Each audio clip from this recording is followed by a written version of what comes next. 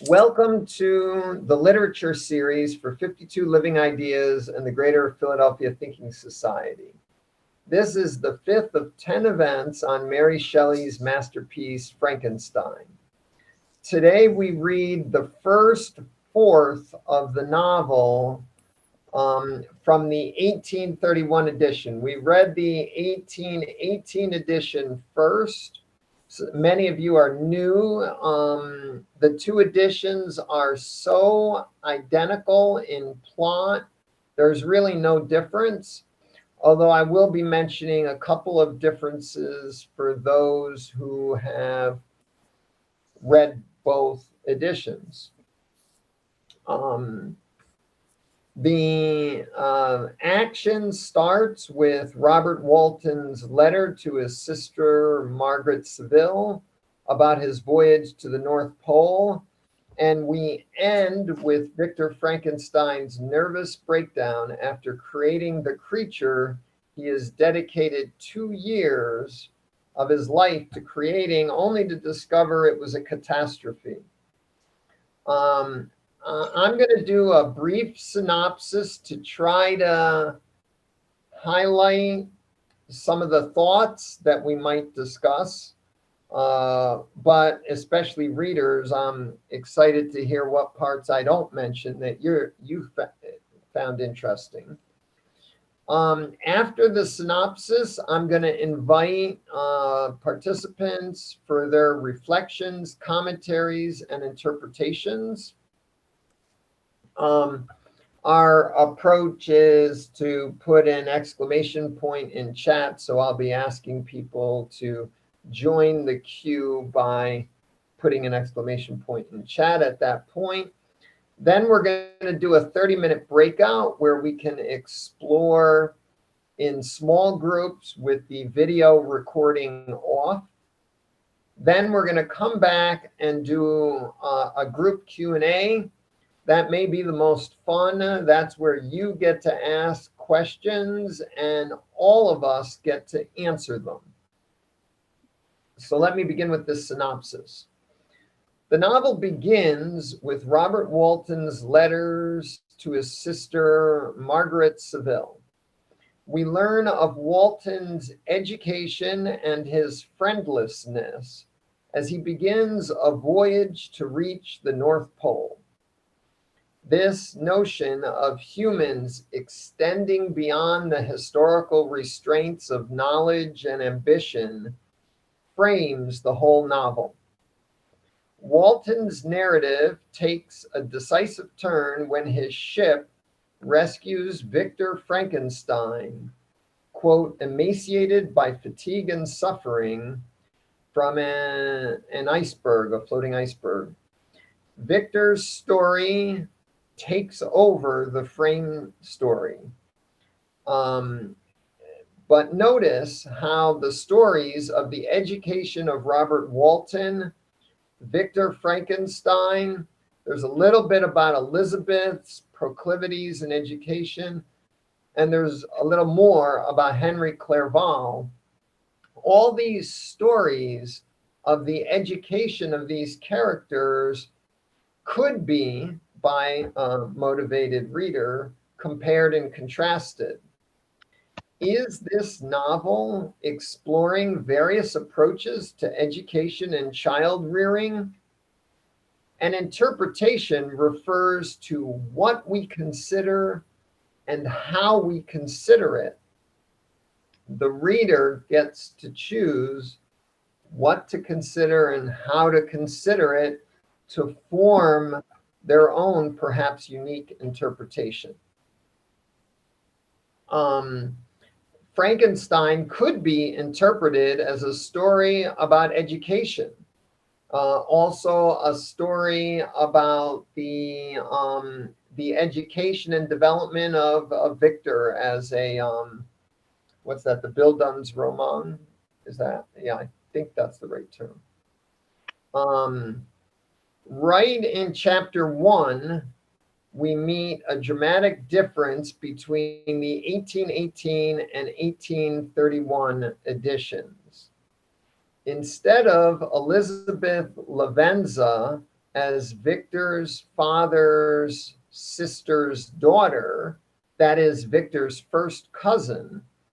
In the 1831 edition, Elizabeth is unrelated to Victor and rescued from abject poverty by his mother, who recognizes her good breeding amidst a sea of misery. Why Mary Shelley replaced incest with the racist ideas of good breeding is a little unclear to me. In both novels, they are arranged to be married, and Elizabeth is Victor's fiancée from a young age. 5 or 7, I forget now exactly what age they were. I was also shocked by the change in presentation from the amiable childhood friendship in the 1818 edition to the imperial possessiveness of Caroline Buffon, Victor's mother, whose gift of Elizabeth to Victor, as he puts it, mine only, gave me a few shivers. As the story moves on, we have the dramatic vanishing of an oak in a thunderstorm, which introduces electricity and a shift from Victor's early enchantment with alchemy. I love how the novel shows the changing emphasis and assessment of Victor's interests in science. The 1831 edition adds one of the best lines in the novel about educational and scientific philosophy with the comment, it's at the end of chapter 2. Thus, strangely, Thus, strangely, are our souls constructed, and by such slight ligaments are we bound to prosperity or ruin. A dramatic presentation of what you study and how you study it, leading to dramatic moment in our lives. An interpretation of the novel looking at Victor's science education juxtaposed with the development of modern science coming out of alchemy and other traditions may show us many interesting historical and conceptual nuances about science that some of our current scientific ideologies, identifying with Eurocentrism and Euro-imperialism, tend to erase from our common consciousness.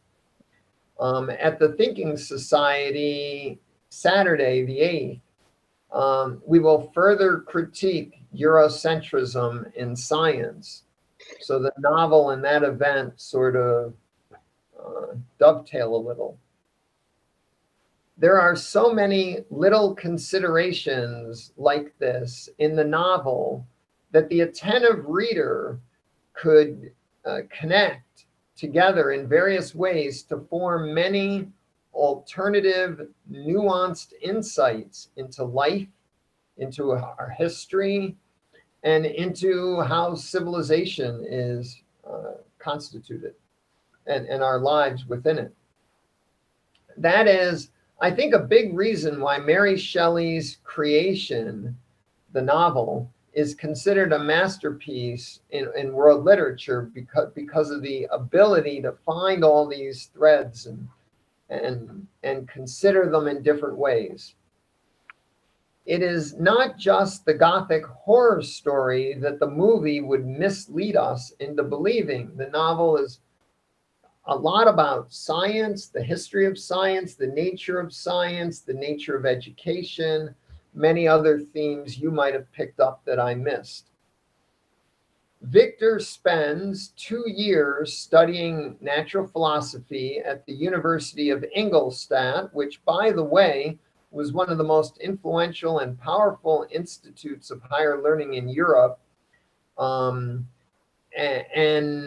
It sort of ended in 1800. By 1800, it was no longer in Ingolstadt, but its remnant continues to be a leading institution of higher learning, the Ludwig Maximilian University of Munich, which is Germany's 6th oldest university in continuous operation. The continuous operation goes through the University of Ingolstadt in our novel. After Victor masters chemistry and natural philosophy in just 2 years, his alchemy has inspired him to figure out the secret of life, which consumes 2 additional years of effort. This part of Mary Shelley's novel invents the idea of the mad scientist 15 years before the word scientist is invented. The word scientist was invented in 1833. The novel was first written in 1818. It has all the ideas of a mad scientist that come in to the 1831 version, more or less preserved. On a dreary night of November, Victor finally brings the creature to life. Quote, "I saw the dull yellow eye of the creature open. It breathed hard, and a convulsive motion agitated its limbs. But it is a catastrophe. The creature is a horror, and Victor escapes its company with disgust." This time, the passage, when I read that, reminded me of the earlier description of Monsieur Krempe, whose repulsive countenance and conceit prejudiced Victor against him at the university. However, with Krempe, the novel says, "I found even a great deal of sound sense and real information. Victor overcomes his prejudice of Monsieur Krempe. But will Victor overcome his repulsion at the creature he himself created?" We'll find out in the next three events. Yeah, our reading leaves off with Henry Clerval, Victor's childhood friend, nursing him back to health after the shock of the horror of his success in creating a new life without the help of a woman. I left out a lot, but I just wanted to give a brief sense and gesture to some ways the novel can be interpreted, in the hopes that you, in this reader's reflection part, will share your thoughts. Please put an exclamation point in chat if you would like to share some considerations or ideas that affected you as you read the novel. You can just put an exclamation point in chat. We'll set up a queue of participants, comments, reflections, interpretations. What set of considerations and how did you consider them as you were reading the novel, the first quarter of this novel? Put an exclamation mark in chat. I've got no one.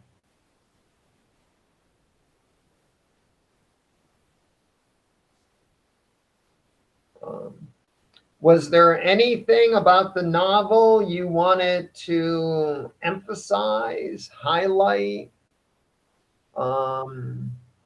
Great, Joe and Leslie. Anyone else, please put an exclamation point in chat. I'd love to hear from everyone who read this, even if all you have to say is, I don't have much to say. Go ahead, Joe. I thought you did a really excellent job of actually capturing, a lot of what happened up to all this point, and a lot of the themes in the novel. Um, I had to say, going through it this time is it's kind of shocking to me that how um, Victor's obsession with science is something that I really kind of took away. It's just how obsessed he is with learning and how obsessed he is with science. And the reason I say that is that he is obsessed with science, but he's not obsessed with the consequences. He has there's no introspection about Victor this entire time. And I kept thinking about that is something that I took away, is that there's a lack of ethics that seems to it's totally ignored in this part of the novel, and I think I'm probably intentionally so. And I think that what you're seeing is just somebody that's absolutely obsessed with creating life. I mean, his what was it? Creating life, and then he said, "No father could claim the gratitude of his child so completely as I should deserve theirs. Pursuing these reflections, I thought that if I could bestow animation upon lifeless matter." I mean, it's just all about him. It's all about him, creating life and becoming, this renowned scientist. So, I mean, that for me, that's what really kind of was the most important for me, is the lack of ethical concerns that he had. And I mean, maybe I'll have more to add as we can, kind of go on. But I also was really I enjoyed the way Mary Shelley writes. It really is beautiful. Anyway, I'll just leave it at that. I really like the science angle you brought up. It made me think of three things. One thing is how morality is often considered in our modern ideology of science as not part of science. Right. So Victor's lack of consideration of morality is, in a sense, part of the foundations of our modern science, that science doesn't deal with morality. Maybe government does, or maybe people do, but that's not really part of the purview of science. Well, even another, oh, sorry. Go yeah, no, go. no, go ahead. I interrupted you. No, I was going to switch and add. So, No, even just the his subjects. He's like this, the way he studies each subject in science, mathematics, chemistry, and he's, it's like his obsession with it. That's what really kind of struck me, is that, again, you're right, there is no consideration for ethics. Even the engagement of, like, the way he's engaging with his professors, it's almost just about competition, about who can do what, and not why they're doing it in the first place. That's me. Yeah, and I would, that really, in my reading, parallels Robert Walton's Right. ambition to go to the North Pole. I don't have any friends. I'm lonely. I have these, lieutenants and whatnot, but, let's discover the North Pole. And it's like, right. No, I think that was your opening comment about that was excellent. Actually, it directly parallels Walton's, his life and where he is. And he's pushing the boundaries of what is known. So yeah, no, I think that I think you captured a lot. I may have a lot more to add as we go along, just as, but that was what I really stuck out for me, this particular.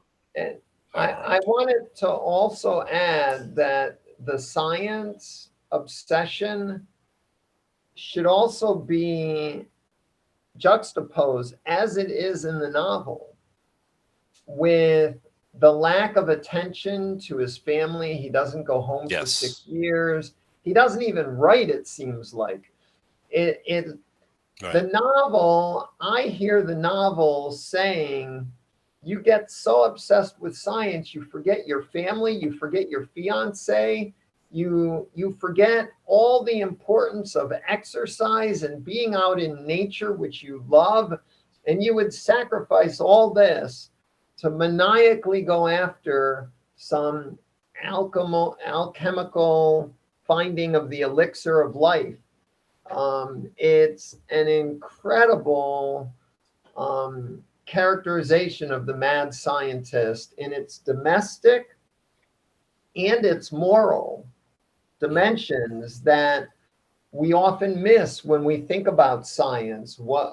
And his rejection of his own creation is something that really stuck out. I mean, it stuck out the last time, but the rejection, he's just completely repulsed, and Mary Shelley does a really nice job of like explaining what the creature, how it looks, the black lips, everything like that.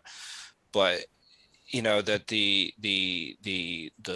yellow skin, all these things, but just after all that, you're repulsed by, it's all about him. That's what I'm trying to get to. Here he is, he's created something and he's just worried about the way it looks. And I mean, I don't know. And yet he was so maniacally obsessed with creating the monster that he didn't stop to pay any attention to craftsmanship, to maybe getting the skin to be a little more complete, a little bit more not diseased looking, maybe fewer sutures that, stitch it together. Right. I have no concern with craftsmanship. I'm just creating a new life to be great. I don't care whether it looks good or if anyone will want to play with it or love it or care for it. I'm even ignoring my fiance, my father, my brothers, so that I can rush to create a creature whose attention to detail I'm not even bothered with. I just want to create a new life. It's an incredible caricature of a lot of the ills that still affect our science-driven society. I agree.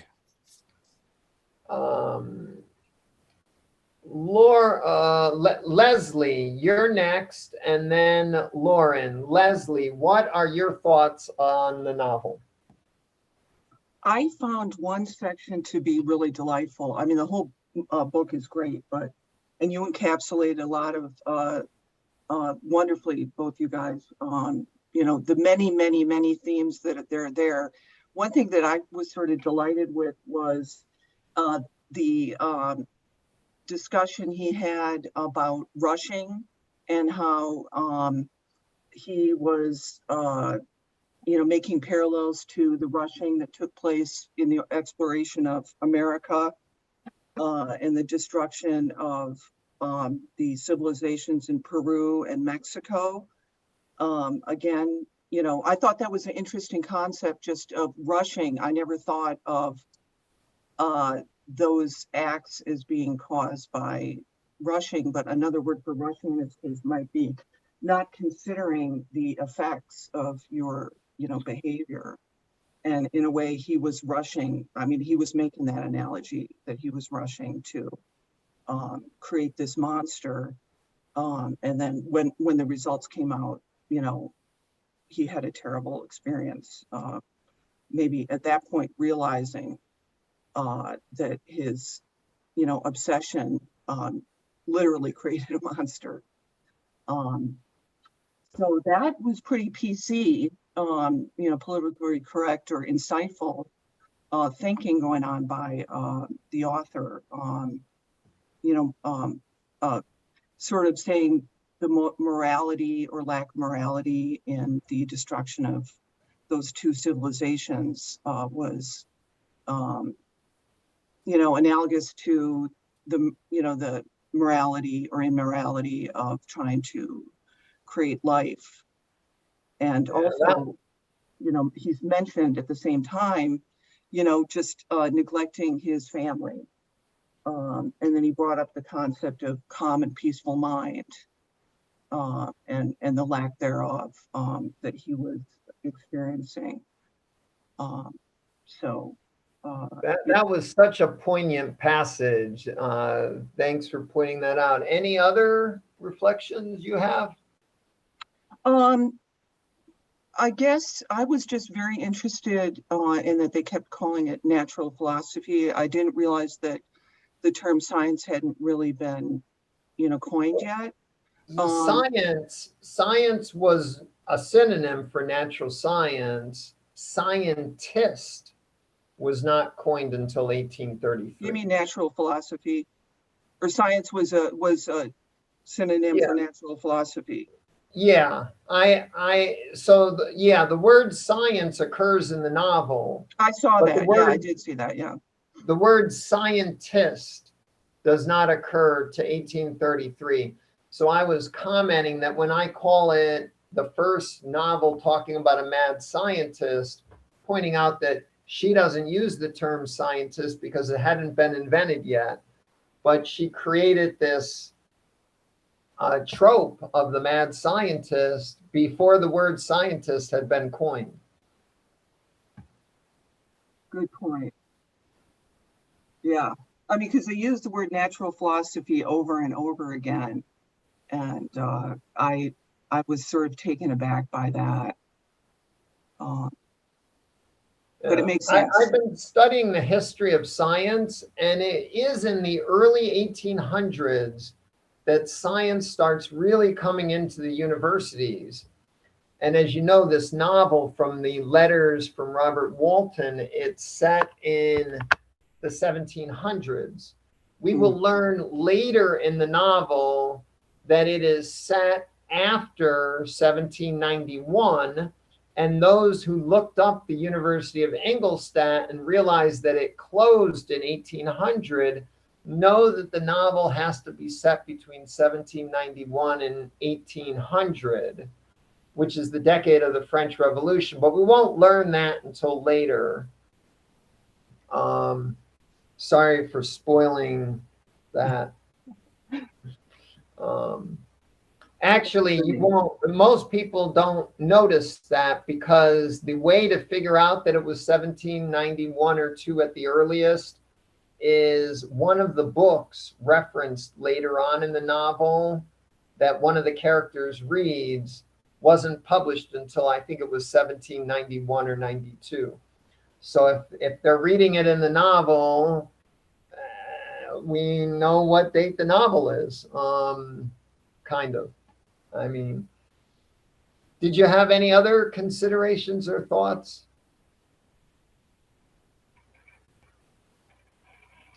No. Okay. Thank you. Great. Thank you very much. That was great. Lauren, your thoughts, reflections, interpretations of Frankenstein, the first quarter. Yeah, just it occurred to me listening to you and Leslie speaking of natural philosophy, Elizabeth's preoccupation with nature that surrounds their childhood home would actually make her just as much of a natural philosopher almost as Victor Frankenstein. Of course, like at the time, due to her gender and lack of formal education, would probably never be able to call herself that. But you mentioned kind of the education prompt at the beginning, So I kind of thought of that. But what stood out to me the most, I think, was Frankenstein's kind of repeated emphasis that this story that's being narrated is a cautionary tale. You know, it was repeated, emphatic. Science is dangerous. There's this like grandiosity and hubris to knowledge and this pursuit that we're supposed to learn from. And um, you know, he even is explicitly says, I'm withholding this knowledge. I'm going to tell you all about it, but I'm not going to give you the ultimate discovery that I made because I don't want you to repeat the mistakes. And it's just kind of interesting that we get the inner process of how he thinks it's, or at least when he was younger, how he was so enamored with it, but we aren't to go down that path. So that stood out to me. And then, you know, you were talking about the history of science, and, you know, it first started to gain a foothold with the founding of the Royal Society. And I kind of draw a parallel with, you know, Frankenstein's hypocrisy that you also kind of touched on with, you know, he loves and mourns his mother so much and he adores Elizabeth so much, but one of the reasons he's so obsessed with breathing life into this creature is because he doesn't have to share the credit with a woman. And, you know, this scientist whose educational foundation is in alchemy, and it's just kind of interesting the parallel with European history, that the foundation of the Royal Society coincides with the waning of alchemy and the end of 100, 200 years or so of the burning of women in the witch trials. So you have this confluence of the advent of science and like quote unquote rational thought and the persecution of women and you know, no more alchemical thoughts or pursuits. Alchemy kind of gets erased from the history of science, although it's coming back a lot. This book that I'm using for next Saturday's discussion on the history of science, she talks about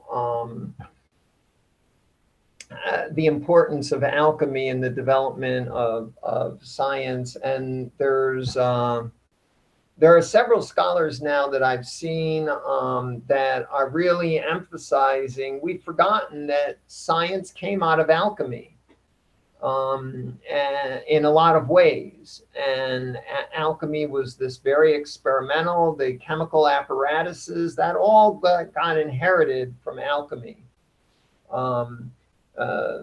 The transmutation into gold, the philosopher's stone, that required a lot of chemical apparatus, and this novel emphasizes the chemical apparatus, and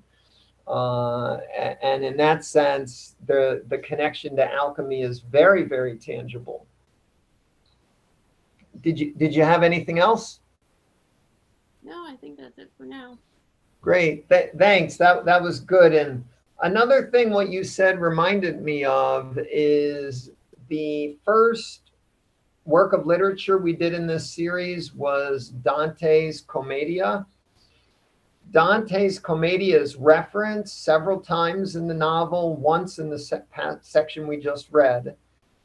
A creation such as even Dante could not have imagined, I believe the quote is.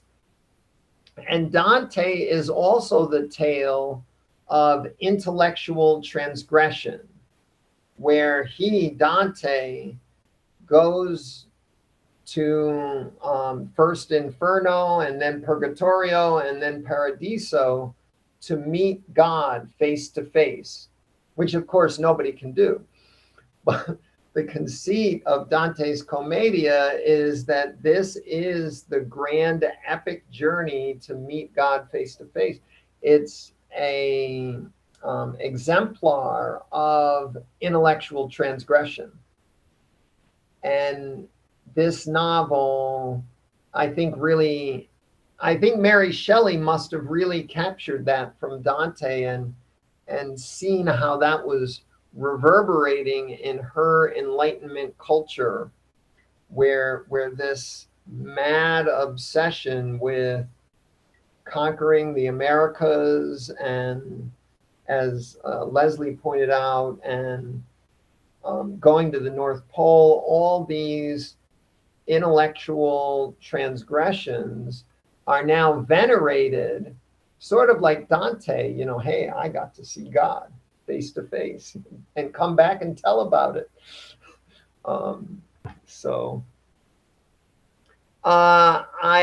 If anyone else wants to share comments, reflections on reading the novel, any interpretations, put an exclamation point in chat. I have Zach, Doug. Oh, wait. The screen scrolled. Zach, Madeline. Zach, Madeline, then Doug. Excellent. Thank you. Zach, go ahead. What are your thoughts? Yeah, this it just has got me thinking a lot about curiosity and kind of the motivations behind curiosity. It seemed like we kind of saw a few of his motivations just in the language he was using. Like at the beginning of chapter 2, he says, the world was to me a secret which I desired to divine. And I thought those interesting word choices, that he's maybe has, this desire to conquer, this desire to control, or kind of be a god over something else. And also calling the, saying the world's secrets. To me, it's an interesting framing because, I don't know, secret is kind of this like forbidden truth, or at least this hidden truth that has the potential to cause harm. I mean, there's the kind of like childhood cliche, like secrets are no fun, secrets hurt someone. And, as we find out later, that is kind of what happens. And then you can also see it with his relationship, as you mentioned, with his stepsister. When he says like, since till death she was to be mine only. And I just thought it was an interesting kind of contrasting so it seems like a lot of his curiosity is motivated by a desire to control. And, essentially he wants to control, the one thing that we can't, which is that we all die. So he's wanting to control immortality. And so that's kind of seems to me that's what's motivating him. And then you contrast that with this passage he has about Sir Isaac Newton, on 36 of my translation. Sir Isaac Newton is said to have avowed that he felt like a child picking up shells beside the great and unexplored ocean of truth. And I don't know, to me that just depicts a very different type of scientist or type of curiosity, of this kind of like childlike wonder and play, versus Frankenstein seems to be more like, like neurotic guy who wants to control everything and everyone around him. And is, although I was thinking about that as well, and the kind of cliche that came to mind is, around a child and play, the kind of like you play with fire and you get burned. So I don't think it's true to say that even if your motivation is just this kind of like Newtonian play and childlike wonder, that you can't still cause serious harm. I think that would be fallacious to draw that conclusion too, but I don't know. It just that's kind of what has been kicking around in my mind. That these first few chapters is just and kind of reflecting on. I'm a very curious person, and yeah, it has me kind of questioning like, okay, is this kind of pure curiosity, or is my curiosity maybe motivated by something? Is there something under that, maybe a desire to control? And I think if I'm being honest with myself, there's probably, yeah, definitely some of that. With knowledge comes power. With power comes control over others. So yeah, I don't know. I'm really enjoying it so far. Thanks for putting this on. Yeah, that was great. The novel maybe doesn't tell us exactly what the right balance is between curiosity and control, but we definitely see what happens when control wins. Curiosity is untethered from any moral, family, and the secrets you point out. Victor doesn't tell anyone. How can you not tell your professors, hey, prof, this is what I'm working on? Yeah, it's total secret. It's incredible. So, Madeline, what are your thoughts? Well, thank you, CJ. That was a terrific introduction and kind of overview. Everyone so far has made such good comments. Anyway, I'm going to stick with my original thought, which was in response to the earlier discussion of ethics and science. There was a conference in 1970. Okay, so in the 20th century, there was a big development of research in biology. There was Franklin, Watson, and Crick discovering the structures of DNA. And by the 70s, people were figuring out the basic tools of recombinant DNA.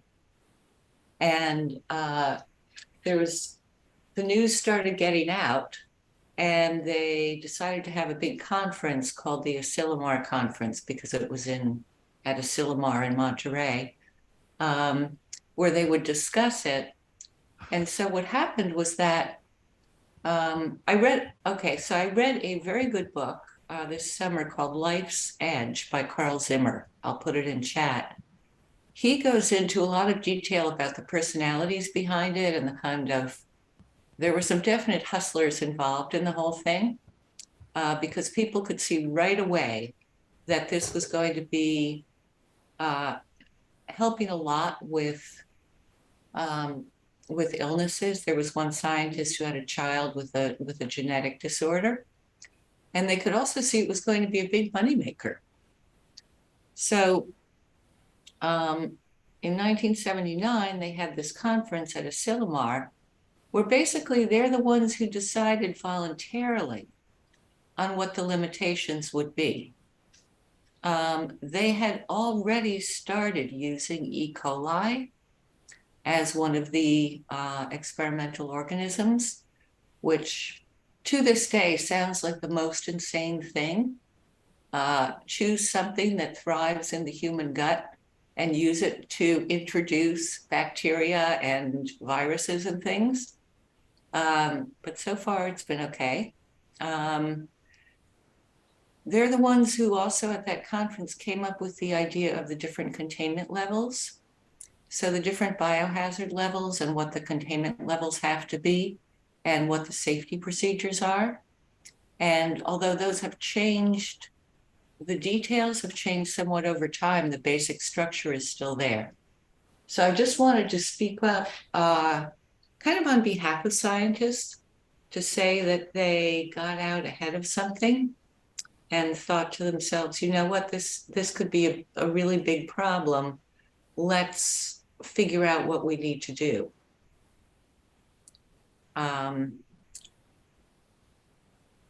Yeah, so anyway, the book, Life's Edge by Carl Zimmer, goes into a lot more detail about the people behind the scenes. It's really quite a good read.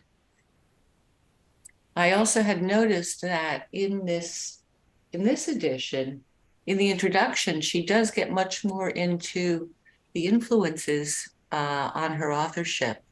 One was a little group of stories. Got both books here, so I get a little mixed up, but one was the group of stories. There was the history of the inconstant lover, who, when he thought to clasp the bride to whom he had pledged his vows, found himself in the arms of the pale ghost of her whom he had deserted. There was the tale of the sinful founder of his race, whose miserable doom it was to bestow the kiss of death on all the younger sons of his fated house, just when they reached the age of promise. Okay, so we have a man who deserts his bride and finds her to be a ghost. There is the sinful founder of his race, so that's some foreshadowing. And also she talked about not just Galvin, who we had talked about before, but also Darwin. And apparently, at least according to her retcon in this introduction, apparently the night before her dream vision that kind of brought the core of the book to her, there was a discussion of what was going on with natural philosophers then.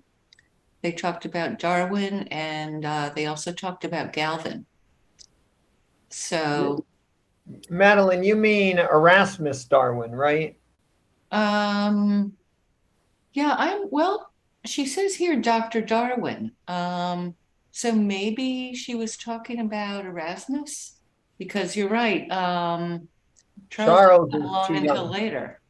Yeah. Yeah, but it says the Experiments of Dr. Darwin. Let's see. Perhaps a corpse would be reanimated. Galvanism had given token of such things. Perhaps the component parts of a creature might be manufactured, brought together, and endued with vital warmth. So that was a big, because we had been kind of wondering and speculating, I believe in the final session at least, what sort of science she'd been exposed to, the author. So this is some sort of clue, at least in the retcon for the second edition. I also noticed that in the second edition where she starts out by saying, basically, you are wondering why a woman is putting herself forward to talk about herself. I'm doing it because my publisher asked me to, which is, I don't know, I believe there were different expectations of modesty at the time. And I think for writers and many artistic people, self-promotion is not part of the creative package. It's an effort.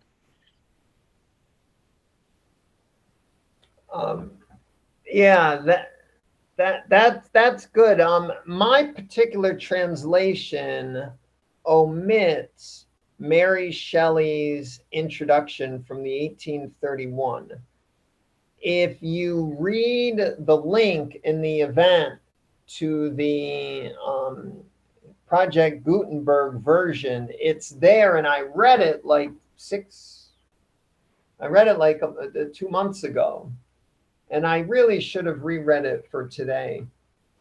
If your translation, like mine, omits Mary Shelley's 1831 edition, you will enjoy looking at the Project Gutenberg version. Thank you, Madeline, for commenting on that, reminding me that I forgot to reread it.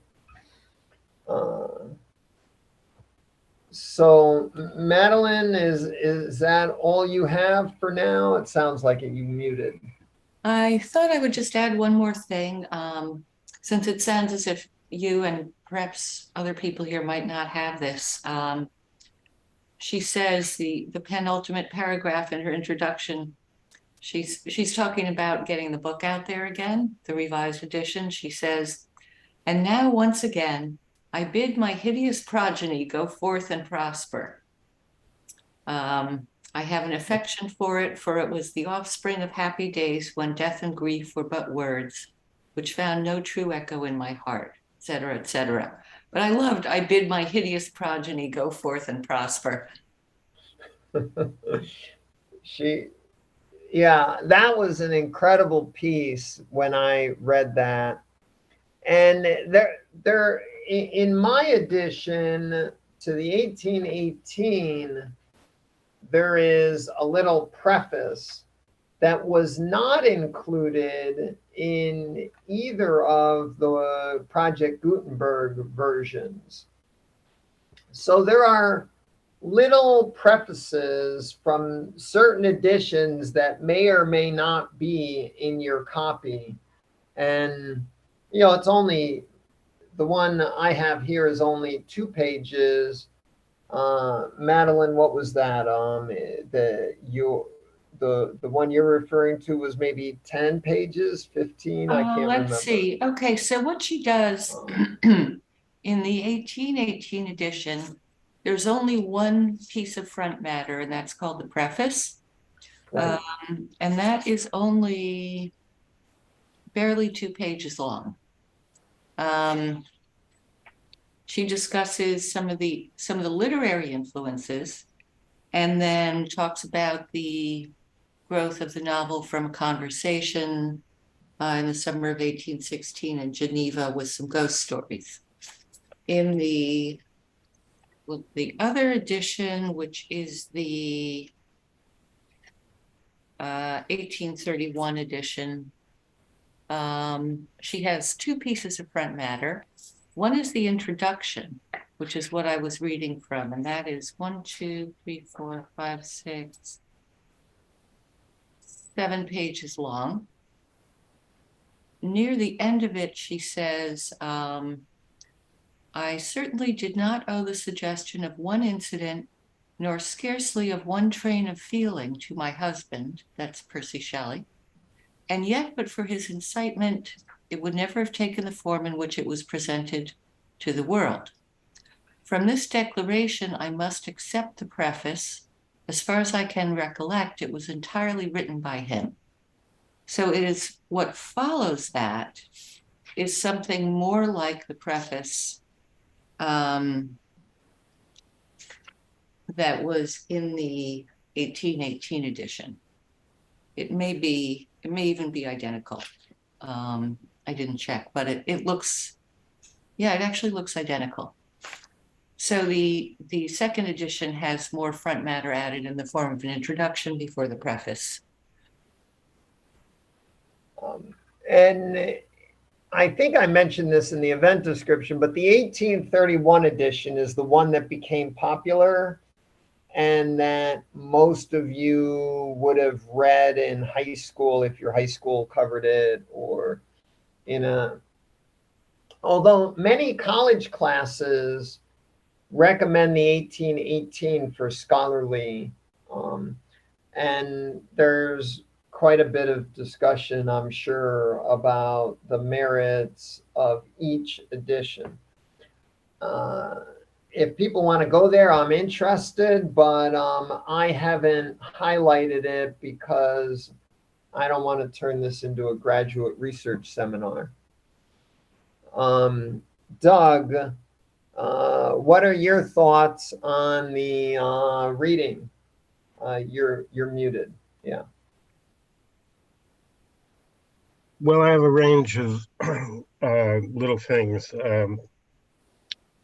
I mean, one thing that overrides it is the sort of waves of emotion that remind me of the Sturm und Drang movement, German movement, Romantic movement, which is in the 1700s. So that's interesting that she places us back then, and it's called Storm and Stress, and it's a sort of that's constantly, again, these sweeps of emotion that he talks about. So much so that when he leads up to the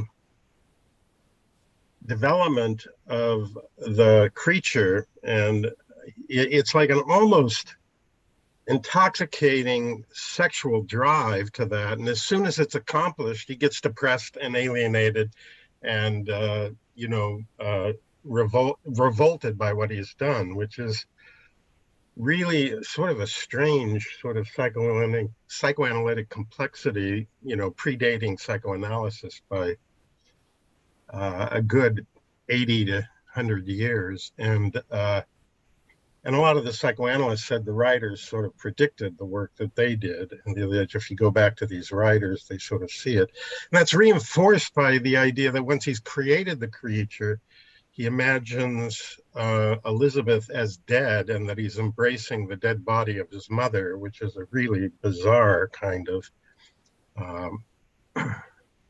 thing for Mary Shelley to come up with, an insight.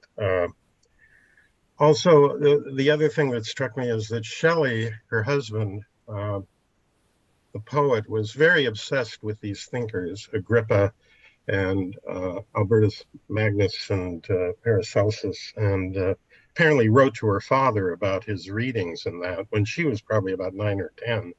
So that was definitely in the atmosphere of these writers. And there, too, there's a bizarre kind of ambivalence to these writers. It's like the old writers kind of point to huge accomplishments, but don't really deliver. But the new science claims nothing, but delivers more.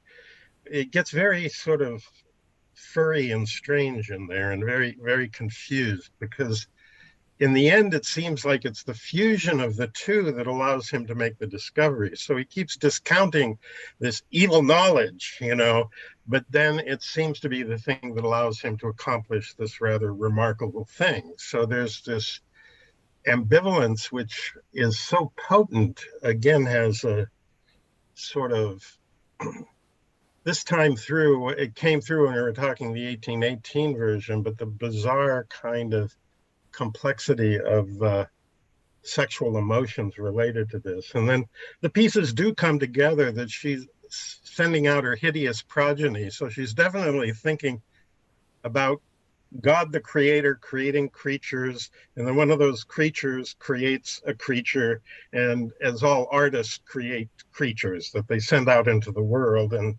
sometimes artistic works, we talked about with Werther, The Sorrows of Young Werther, create a wave of suicides across Europe, which wasn't necessarily anticipated in the writing of the book, but definitely has been part of the argument: is literature dangerous, to normal human beings? And is it? It's really. And then this idea of the parents, that they met somewhere else and then ended up, and then went somewhere else. They meet around the death of a father, then they go somewhere else, then they return to Geneva, and then it goes out to different places. So there are little travels that are just like in a sentence here or a sentence there, but they're constantly moving, and it's like this migratory cultural force of scientists and artists that travel around to gain more knowledge. Like a lot of the English mystics and John Dee and certain people in Elizabeth's time would go to Eastern Europe to study certain occult texts and practices. It was the court of, I'm forgetting the name of the king. But that whole ambivalence to the alchemical, the chimerical, or the sort of illusionary science, and then the real science, but the real science doesn't achieve much. But the occult seems to engage a kind of emotion that pushes the scientist forward.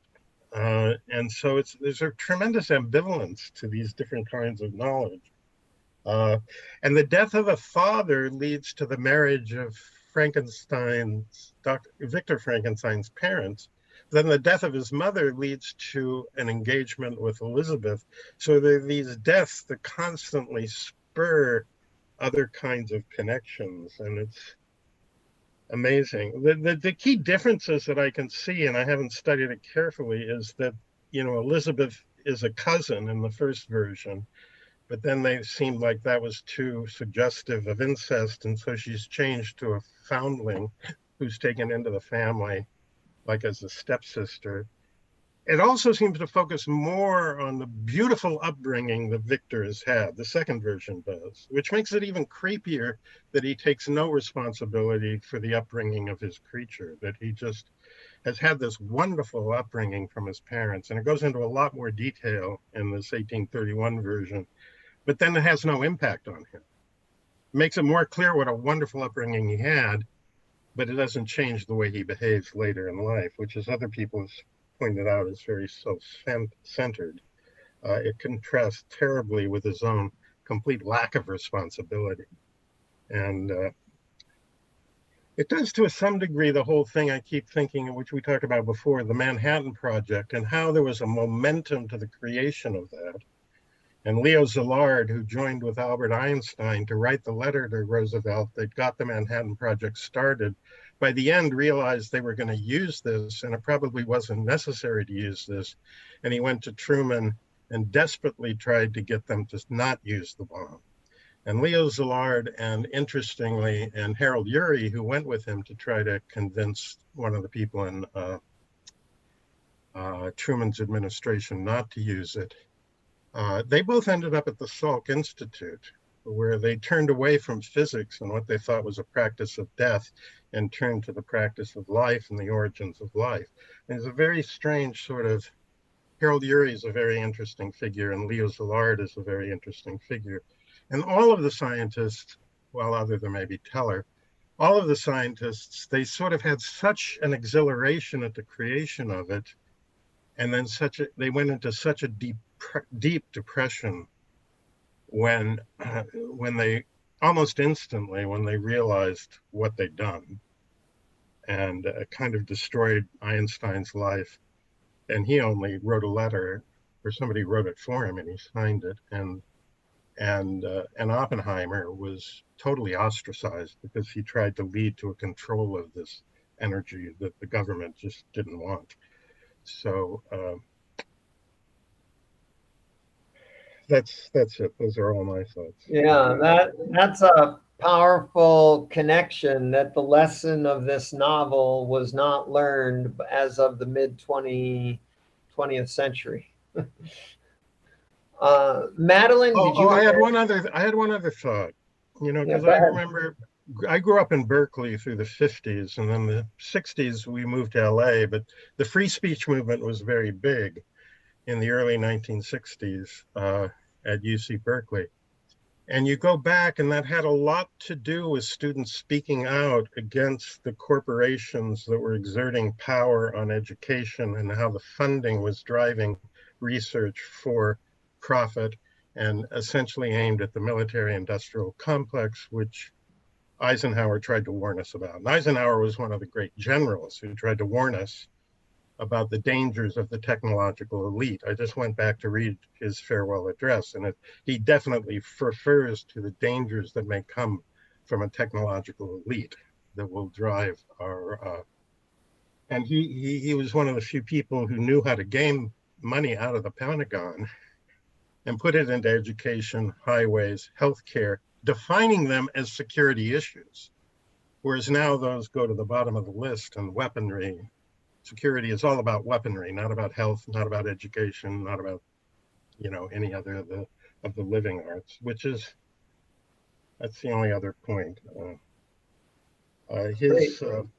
Every 5 years I try to reread Eisenhower's farewell address, and it never ceases to astonish me what he predicted. Thank you, Doug. Madeline, you raised your hand. Do you have something to add? Yeah, so Doug, you're saying that Urey of the Urey-Miller experiments started out working on the Manhattan Project? He was a chemist whose discoveries on neutrons led to his being pulled into the Manhattan Project. And then after the Manhattan Project, he went to work at the Salk Institute. Oh, wow. For those who don't know, the Miller-Urey experiments were those famous experiments where they took a basic solution of chemicals and added an electric current and came up with some of the precursors precursors of life. So that is actually very apt for this book with its discussions of galvanism and the blasted tree and all the lightning and everything. I don't know how many people here are familiar with David Bohm. He's a theoretical physicist, and he'd worked on the Manhattan Project. Mm. He was then basically blacklisted for being a communist, and that just wrecked his career. So he wasn't part of the subsequent scene. And it's funny, I tend to think of Eisenhower as a bit of a nitwit, I think because my parents thought that and I never looked into him much. But I do remember that he did coin the phrase military-industrial complex. And yeah, you're right, he was very prescient. My dad actually hated Eisenhower, but when he heard that line in the speech, he almost fell out of his chair, shocked that he was capable of saying that. And apparently it was initially the military-industrial congressional complex, but he edited out congressional because he didn't want to piss off too many people. So he kind of pulled that out. Ooh, that's too bad. Yeah. My favorite phrase of his was, things are more like they are now than they ever were before. Well, apparently nobody knew what Eisenhower was doing when he was president, because he did actually game the Pentagon out of money that he applied to health, education, and welfare issues. But nobody knew he was doing it. It was all under the table. And it's because he was a great general, he could game it. And he didn't advertise what he was doing. He just did it. That's why we have the highway system we have now, and much of the educational system we have now, and much of the healthcare that has declined. All of those systems have declined, and the infrastructure of health, education, highways is really fallen apart. But apparently, he stole all that money from the Pentagon. But nobody knew it at the time. These are recent revelations about Eisenhower. Yeah. Okay, well, we should go into a breakout for 25 30 minutes. I got my cell phone. I'll set up a timer. The objective in the breakouts is to explore the text, to explore your thoughts more, maybe to explore some interpretations. The camera will be off so you can be maybe a little more speculative or free thinking. And maybe you can formulate some questions. When we come back from the breakout, I'd like to formulate some questions, hear your questions, and then we'll go around and try to answer as many questions as we can address. So, Joe, why don't I try doing it this time? If you have a question, can you put an exclam in chat? Can I find chat? Here's the chat. Okay. I just thought I would add for people new to this format that the questions aren't, they're usually ideas that have come out of the breakout room, and they're intended to prompt more of a large group discussion going forward. So they're not things that need to be answered, they're more topics for discussion. But for some reason, it's like Jeopardy, we phrase them as questions. Thank you, Madeline. Yes, we have a few new people, so that was good.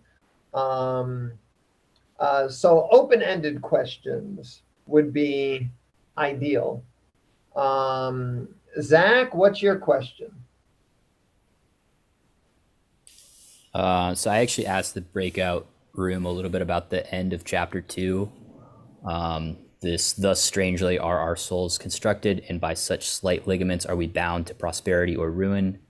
And we were kind of thinking it had to do with him kind of wondering, he's kind of maybe talking about like fate, and that like, did he have any choice other than to kind of create this monster, or like, so that's a theme that I'd love to explore, of like, even if we, are able to use our rationality to foresee that these technologies or potential inventions could have all of this litany of problems, are we still going to do it anyways? Because that's just our human nature. That's just our fate. I'll put it as how could you, or how do you interpret the quote at the end of chapter 2, which I read in the beginning and Zach just read, and when I find it, I'll read it again. Any other questions? Doug, what's your question? Well, there were a few that came out. Zach's first question to the group, and oddly, this group, all new people, came up with more questions instinctually than any other group I've been in. And the kind of discussion went from question to question. Zach's first question is, what are the connections between Faust and Frankenstein? Which is interesting. And then a question around the new Prometheus. What does that mean? Which is always worth going back and touching on that again. I can't remember. What about the theme? Jenny had a couple of questions. What about the theme of love and acceptance in Shelley's Frankenstein and subsequent literature? She also brought up some questions about AI and How, actually, from 2001, which I'm not sure why I haven't thought about that. It's one of my favorite movies. And then Lauren actually came up with a question, which we found ourselves circling around, hard to formulate, but it has to do with that ambiguity between monster, Frankenstein, monster or inventor, and creature and all of that. But also, what do you think about, what are the different examples that show we're all kind of the monster? I mean, what, the ambiguities there point to, I'm not sure if I'm phrasing that right. If Lauren, if you want to add to that, I think that's sort of how we summarized it. What are different examples that show we're all monsters? Yeah, I think you articulated my inarticulateness pretty well. Could you hear me okay? Yes, I could. Although I think my sound went low at some point. No, but I could hear you. Yeah, Lauren, we heard you, but your sound is a little faint compared to everyone else. You might find it. Check my Zoom settings and get back to you. Yeah, that was a little stronger. We can definitely hear you even when it's weak. It's just a little, we have to really concentrate. It's a little soft. Okay, I'll check it. Yeah, thanks. Okay, so I got, what are the connections between Faust and Frankenstein? Oh, I missed the other connection. The new Prometheus, followed that. And then the question that then Zach referred to later was the one on that section about how we're constructed and the ligaments of fate, right? The things that tip somebody one way, little things that can tip somebody in one direction or another. And then I got Jenny's, the theme of love and acceptance. We'll find a way of formulating that into a question. Hal and AI in 2001. Was that Jenny also? Yeah, Jenny talked about, she kept mentioning knowledge, self, ego, control, and even the book of Genesis in terms of the creation of life.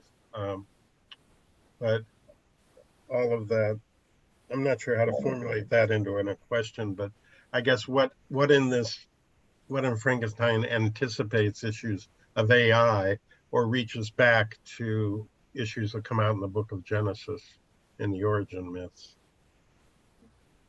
Great. And the last one was Lauren's, what is a monster, or are we all monsters? The relationship of Frankenstein and the creature, and maybe all of us as, I don't know exactly how to formulate that either, but we'll come back to it. I've documented each. Joe, what's your question?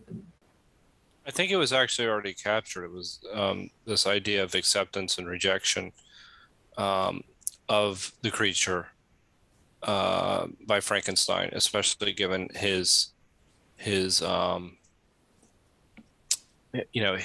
personal kind of like upbringing, where essentially it was kind of privileged, and but he has this repulsion towards towards his own creation. That somehow I'm trying to form that into a shape that into a question. I don't know how, Yeah. but I think it's kind of in line with what Jenny had already brought up. Any other questions, or is that enough? That's enough, maybe. Okay.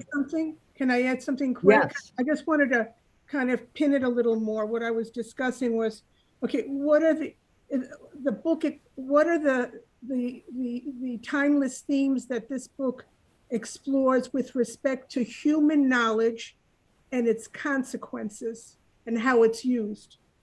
That's what I was trying to get at when I was asking the question, exploring questions in the group. And that's where, like, even the creation story comes in. So instead of AI, broaden it. Well, AI is part of it. AI can be all of human knowledge, right? Right, Human right. curiosity, right? Seeking knowledge, right? And its consequences. Exploring that. How does the book explore that timeless theme? That's wonderful. Thank you. Okay, now either Joe or I have to decide which question we'll address first. Madeline, you don't have any questions? I think. Well, we had a very interesting discussion about how science was done back then compared with how it's structured now, but I like all of the other questions. I think people have come up with wonderful things about themes in the book. I'm happy to just go with those. Okay. We Joe, can always talk about science and society at some future meetup. Thank you. Joe, what was your thought? I was just going to recommend going with Jenny's question that she just mentioned. Yes, first. the timeless themes of human knowledge, including AI, self, and control. If you have thoughts in addressing that question, put an exclam in chat. Timeless themes of human knowledge, AI knowledge, self-control, Hal in 2001, or variations on that as your mind wanders. Who would like to comment on that first? Are these are new exclams. So I have Zach, Doug, and Joe. No, I don't. No, I think mine's an old one. Mine's an old one. That's an old one. Okay, no one wants to talk about this great question? Can you say it again? I didn't quite catch it the way you phrased it. What are your thoughts on interpreting the novel with respect to the timeless themes of human knowledge? And its Jenny? consequences and how it's used. Its consequences and how it's used. By humans. So the multidimensional element of knowledge, which as I developed it, was the theme of education and the theme of science, but Jenny's looking at it as the theme of knowledge, and maybe even in the modern context, knowledge as a technological tool. So anyone want to chime in?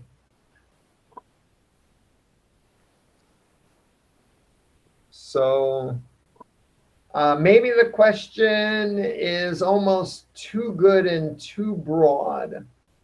Let's make it easier. What's one important aspect of the theme of human knowledge that you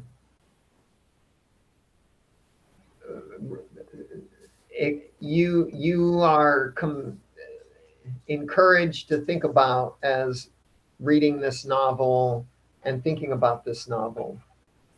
Joe, why don't you get us started? I would say that you don't just pursue knowledge for knowledge, well, aimlessly, I should say. I don't know if that's the right way of saying that, but or for your own personal gratification, I should say. Not knowledge, but science anyway, or discovery. Because I do think pursuing knowledge, there's nothing wrong with it. It's how you use it that's problematic. So that if you're using it and you're not thinking about the consequences of your actions, then I think that's an issue. I think that it has to have a purpose to a certain degree. I know that these are probably some things that are probably making people cringe when you're talking about knowledge, but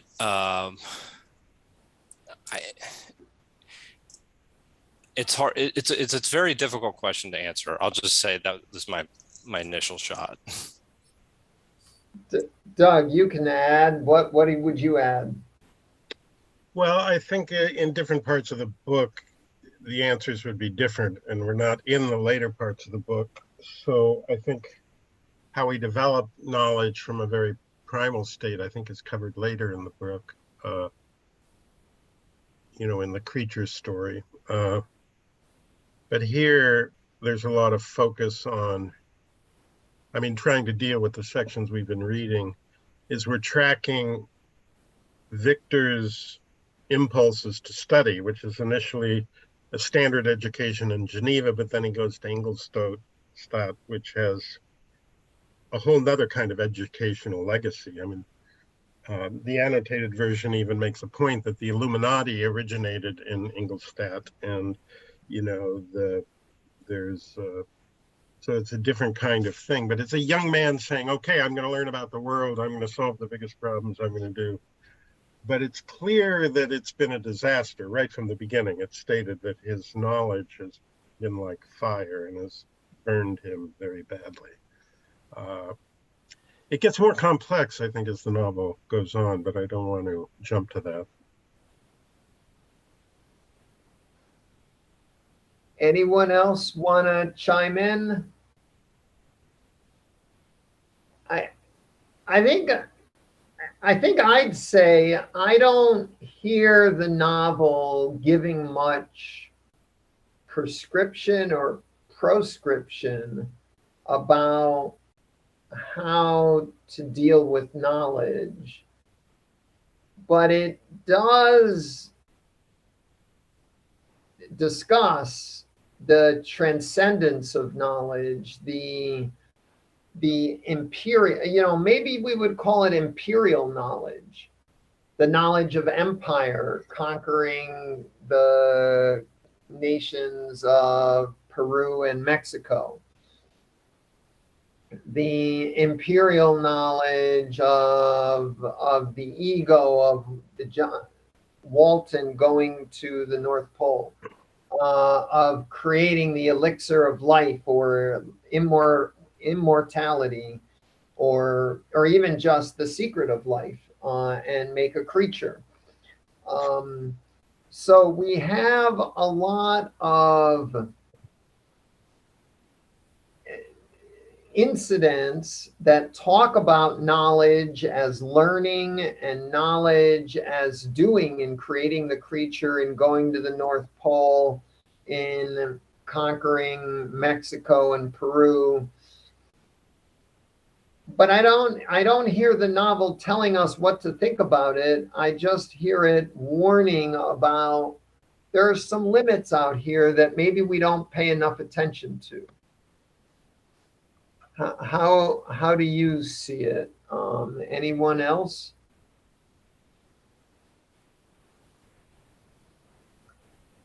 Jenny, it's your question. How do you see it?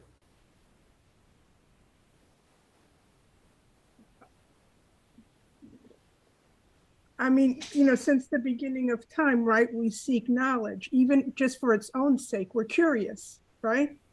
We're curious. And even in the Genesis, right, even that story, in the creation story, right, they were not supposed to eat from that one tree. They were curious. And all these, that's when suffering started, in the creation story. And all due respect for those of you who are religious, I say this respectfully. I'm personally not. But what I see, I haven't read the book, so just a little from your discussions, I heard there's no answer. This is a question we've asked, and we've well, I mean, what I'm seeking knowledge either for myself or for use, for the good, let's say, of someone. But there's no control over that. Once I let it out, right, I have no control over that. So I don't have an answer. I just have the question, living in that question that, there's always going to, humans are always going to, I think, seek knowledge, right? And they're not, even if they think of all the consequences, they have no control over any of those consequences, ultimately. And also, what about me and my ego, my need for control, and how I use that knowledge? Right? So ultimately, I have no control. We have no control. We can do some good things, but, and accepting that. Because what is the alternative? To live in darkness? I mean, yeah, currently that's what's going on with the banning of books. But anyway, that's my 2 cents. Great. Thank you. I appreciate that. Zach, what are your thoughts? I was just gonna kind of respond to that. Or just kind of say how that made me think about my own not life and relationship to knowledge.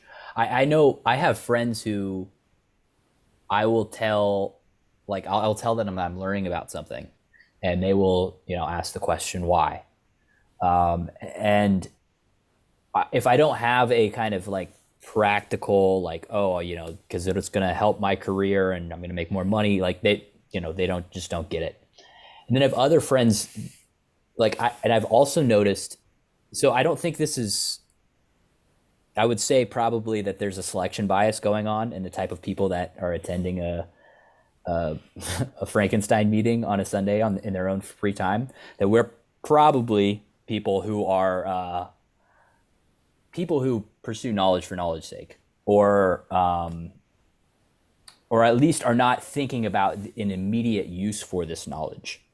I'm not kind of thinking like, if I read Frankenstein, that's going to really, I don't know, it's going to have an immediate effect on my life in some kind of like pragmatic way. But I think it can also go as far as, for me, again, just kind of speaking from my own experience, I'll even have a good idea that something that I want to learn may even make me depressed or unhappy, and I will still do it, like with that full knowledge of like, I just read some Camus, and I was like, I'm pretty sure that this is not going to have like a positive effect on my life in terms of, and maybe that's already my framing is too narrow, but it's not going to like boost my mood. It's not going to help my career, so to speak, or in this kind of more pragmatic sense. But it's like, why am I reading it? Because it's not because it's there, but because I'm curious, because I want to know.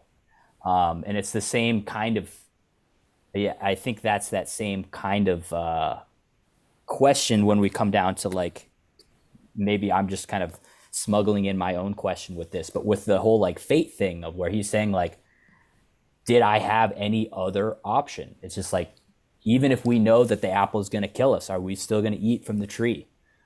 Even if we know that, you know, developing X technology is a net negative, like, is it just the pure curiosity that's just like, yeah, I know this is, and there's the movie I've been thinking about through all of this is Ex Machina. I don't know if everybody's seen that one, where he's this, you know, it's a newer movie about a guy who's in the movie developed AI, like the first, you know, what's it called? Like general AI. And he basically says the same thing. He's talking to the guy's asking him, why did he do it? And he's just like, because I can, or because I'm curious. Like that's, you know, there's no other. So I don't know. I personally, I feel like there is a subset of the population that are just curious. They're not really thinking practically. It's just like the pure curiosity of like, because I don't know and I want to know. Not because I think this is going to be good for the world or even good for me. But I don't know. I'm curious to hear other people's thoughts. Yeah. And I'm really sorry if I have to cut out in a minute. I have a guy coming to fix my window in any minute now. So if I leave, I just want to say thank you so much for putting this on. It's been great. Yeah. Thank you for those thoughts. You know, the novel definitely engages the question of knowledge. But I really worry and wonder if knowledge for its own sake is a luxury. If you don't have food on your table, you really don't have the luxury to be curious about knowledge in general. You need knowledge about where the apple orchard is, or, you know, is there any food around, or if they won't take this worthless piece of paper, maybe they'll take my grandmother's necklace at the supermarket. You know, you've got, you need practical application. And I think that the whole history of knowledge is a philosophy is usually of rich, idle people who can afford the luxury to think about things that aren't practical. And a lot of us, especially in modern times, think that knowledge needs to be for having some control over the world, at least enough control over the world that me and my family can eat, but ideally enough control over the world that me and my civilization will be able to continue eating for generations to come, and not just maybe until we run out of fossil water or fossil fuel in the local well or in the local, you know, energy source. Madeline, you have something to add.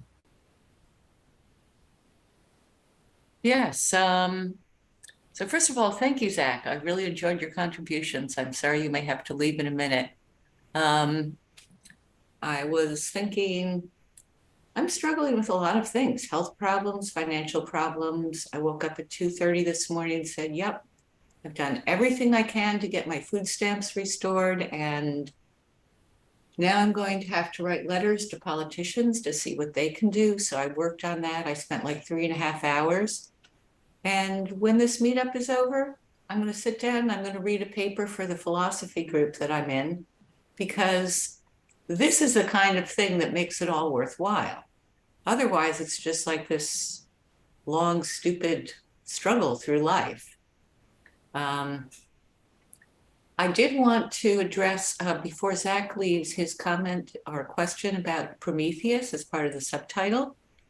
It had been definitely, and I think, a key aspect of all this, because there are other parts of the Prometheus myth. Like many of the ancient Greek gods, there are different Greek Roman gods, there are different versions, different things where he appears. So we usually think of him as the god who stole, the guy who stole the fire from the gods and was punished for it by Zeus. But he did other things as well. One of the things he did in his role as kind of a trickster figure was that he was supposed to give a sacrificial offering to Zeus, a selection of beef hidden inside an ox's stomach. So in other words, something nourishing inside a displeasing exterior. And then there were bones wrapped in glistening fat. So something inedible that looked great on the outside. Zeus chose the latter, and Zeus was enraged. So in that version of the myth, the use of fire was already known to human beings. Zeus withdrew it in retribution. And then presumably that was when Prometheus went and stole it. So in a sense, we don't know how all the myths fit together, and these figures got pretty freely used by people as time went on in different roles. But I always think it's interesting because it's a good comparison to the creature in the book. It's a living being. It's something vital and alive that's wrapped in a displeasing exterior.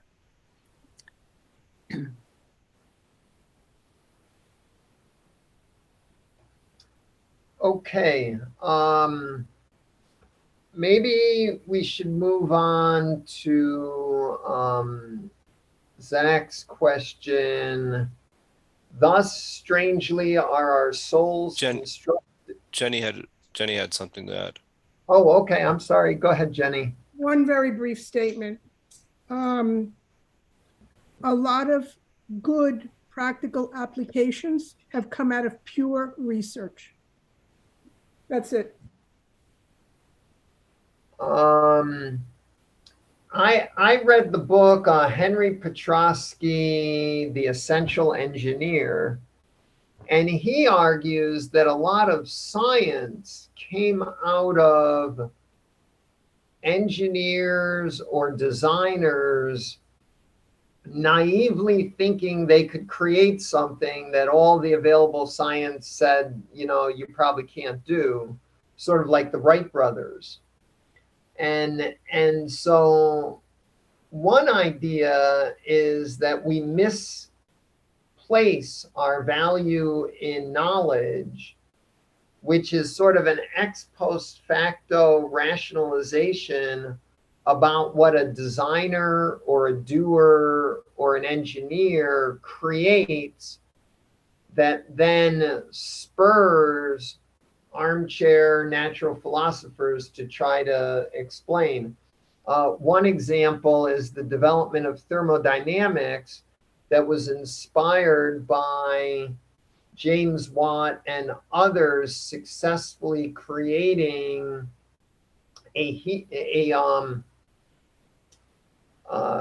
to pump the steam engine. So the steam engine created puzzles about thermodynamics that spurred the development of the science of thermodynamics a century or two after the steam engine was invented. So we have lived for the last 75 years under the myth that knowledge comes first and then practicality comes later. And that's one of the themes for my event on Saturday, is that the Chinese beat Europe at inventing almost everything, but they never developed a scientific theory like the Greeks had or the modern science has. And do you actually need theory? Do you actually need knowledge to invent great inventions of science and technology? Maybe we're living in a cocoon of ignorance, thinking that knowledge is important. I think it's much more complicated. Now, to Zach's quote, the quote at the end of chapter 2. So he's studying mathematics and all this. And what really occurred to me when I read this passage was that he's excited about Cornelius Agrippa. Then this thunderbolt storm happens. The oak tree vanishes. And he decides, you know, I all that had so long engaged my attention suddenly grew despicable. Now he doesn't like alchemy. He's more interested in the electricity and galvanism of the modern science of his time. And then the quote, thus strangely are our souls constructed, and by such slight ligaments are we bound to prosperity or ruin. How would you interpret this quote in context or in abstraction, out of context? Who would like to address this quote? Anyone?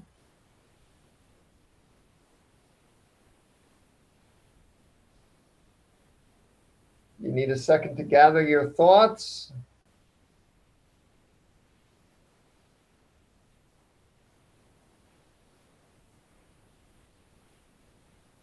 Well, I think there's a whole series of references in this section about, I know I shouldn't do this, and here's what'll make me happy. And there are references even, you know, that people mentioned earlier, which I think are really fascinating. And I don't remember if it's in the 18.8 version or not. We didn't make a big thing of it, but how, you know, that idea of rushing into things and doing things creates havoc. And, you know, a lot of things would have happened better in history if we'd slowed down a little bit.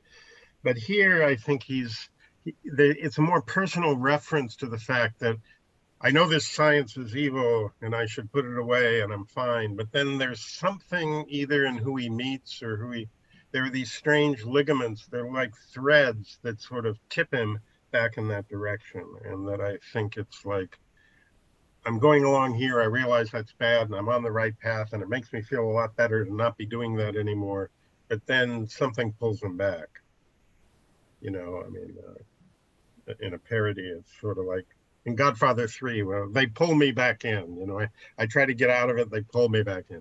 But these little sort of puppet strings of fate, really. And he references this a few times in these first few chapters, that he kind of goes into something he's passionate about, but then it's like he recovers from an alcoholic fit or something and decides that's not good, I should go in this direction. But then something pulls him back to this addiction to knowledge and to the ambitions and fame that may come from that. And I think in his book, Roger Shattuck actually, in Forbidden Knowledge, actually points to the fact that Mary Shelley sees through this heroic masculine aspirations that, getting back to the Goethe idea, the Goethe's Faust, it's all masculine and it's this and that's the legend. But the Mary Shelley is actually poking holes in that historic kind of, the new Promethean is kind of a joke. He's kind of an irresponsible dolt in a lot of ways. And Shattuck says that Mary Shelley, surrounded by so many brilliant men, kind of sees through their ego and sees through their grasping at power, and is in ways that the masculine writers of the time couldn't really do that. It's a really interesting discussion, comparing. But I think this is the little things like, oh, I'm going right, I'm going fine, I've recovered, my life's fine, and then boom, something lands somebody back into dangerous habits or dangerous things. And those are the ligaments, the little such slight ligaments are we bound to prosperity or ruin. And he talks about in different things, my destiny, my fate, this is what I should do, but my destiny, my fate is cursed. And it only takes a little slight tug and he's back in that whirlpool of emotions. Anyway. Thank you. Madeline, what are your thoughts? Well, I'm sorry that Zach just left. I think that the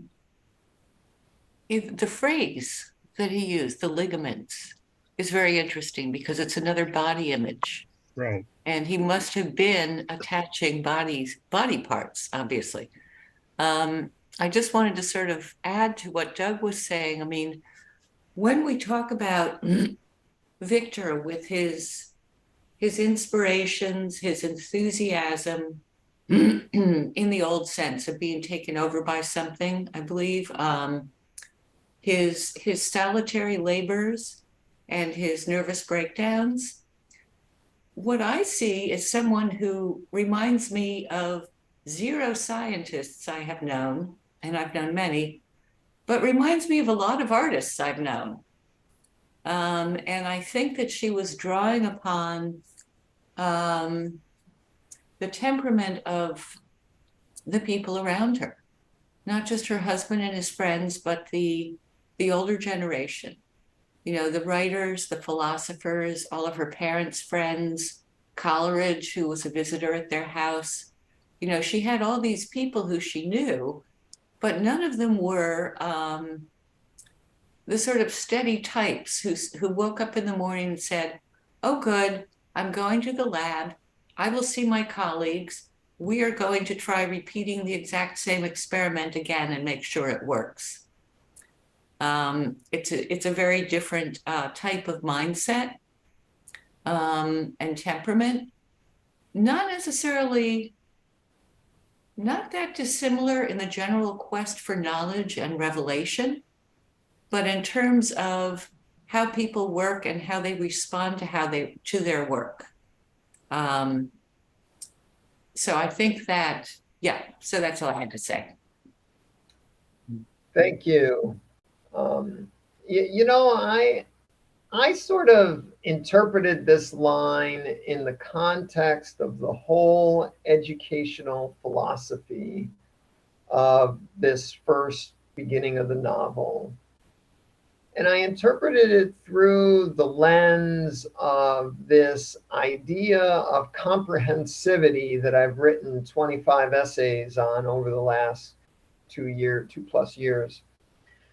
This idea that what we learn in breadth for context and what we learn in depth for clarity forms the ligaments that bound us to how we know and what we know, and which is our fate. Our capabilities are formed by what we know in breadth, what we're aware of and can use as metaphor and analogy and inspiration abstracted into other situations, and what we know in depth and clarity or with more rigor. And those balancing ligaments bind us to our future, construct our minds, maybe our souls as well. And through that lens, I see all the different scenarios in this novel that talks about how I learned and where I moved from this to that. And the wonderful, as he's building the creature, there's this wonderful sense of trial and error. I tried this and it didn't work, and I toiled, and I had to learn from my mistakes. It's this wonderful idea that the context for breadth and the clarity for depth form these ligaments that define our lives. And that's how I interpreted it.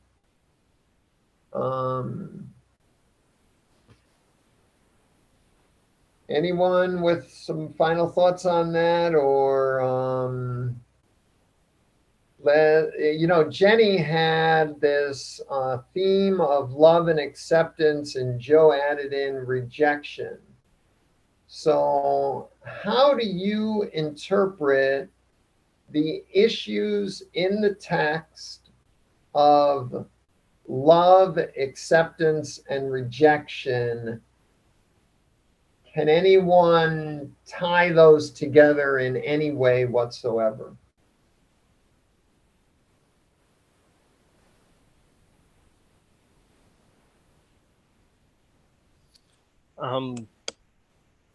Well, maybe I'll take a shot at this with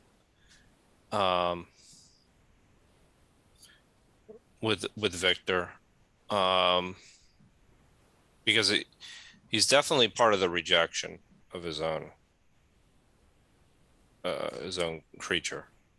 So that part is there, but I feel like he is actually seeking to be accepted somehow. By whom, it's not clear. The science community, the world, I don't know. It's not clear, but there's definitely a desire to be recognized and accepted. Since everybody here has pretty much read the book, I think in the end, I would say that he comes to the realization that I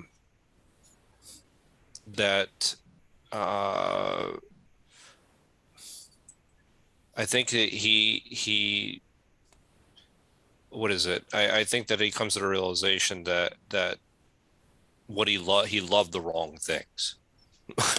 That's the only thing I could say, is that I think he loved science, or he loved things that didn't necessarily matter in the end.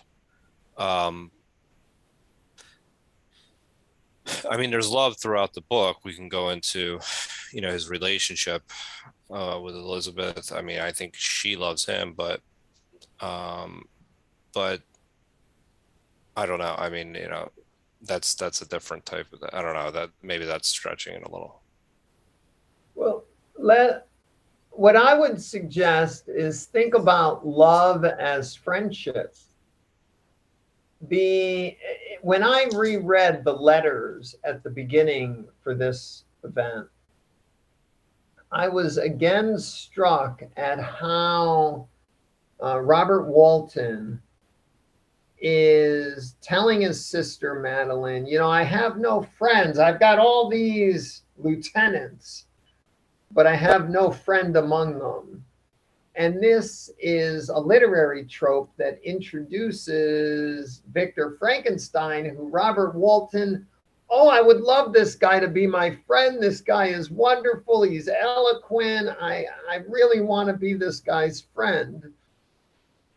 And then we have the story. And in the story, the friendship between Victor and Clerval nursing Victor back to health, is perhaps the strongest friendship, the bonds of love, of friendship, that you would say. You just finally get your father to allow you to go to university. He wanted you to stay home and study accounting in the family business. You finally convince him to send you to the University of Ingolstadt to be with Victor. But of course, Henry Clerval's interested in other things. We'll find that out in the next section. And then Henry Clerval spends his first How long is it? It's not clear. The novel doesn't tell us at this point. Later on, I think we're going to find that it's 2 years. I think it takes him 2 years to recover from this nervous breakdown, but we won't find that out until the next section. And for the first 6 months or year, the novel doesn't make it clear. Henry Clerval suspends his studies to nurse Victor back to health. Now there's love. Madeline, you have something. Yeah, I think the theme of male friendship in the book is wonderful. I really like seeing it. There's also a running theme of deceased parents, which I think, Shelley kind of, her mother died shortly after she was born. So she didn't really have a lot of experience until her father remarried. I think it's very interesting that she made Clerval his nurse. I mean, one would think that either they would hire a servant to nurse him, or a woman, or Elizabeth would come and do it with the help of a servant.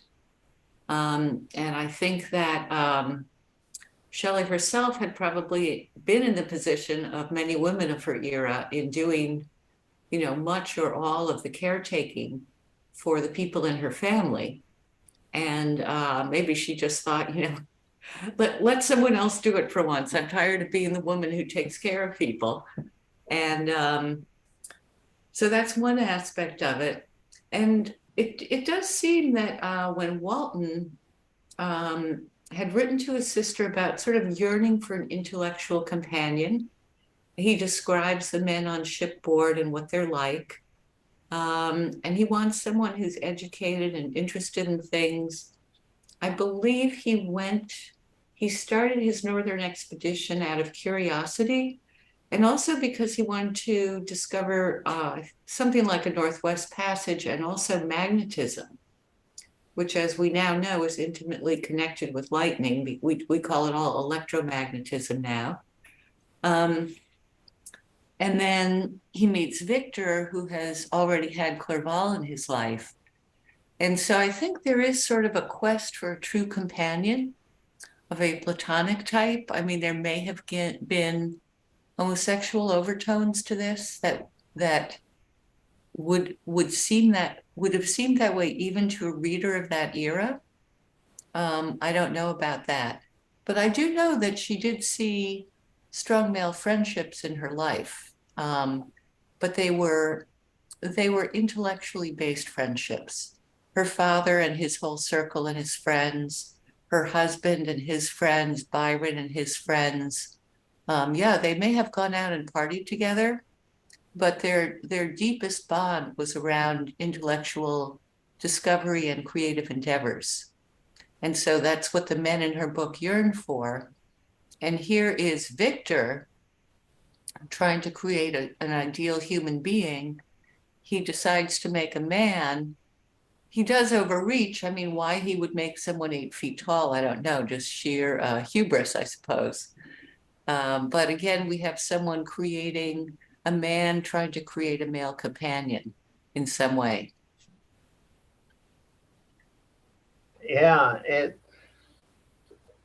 the theme of male-female love is rather, what's the word? Milk toast or something. It's bland.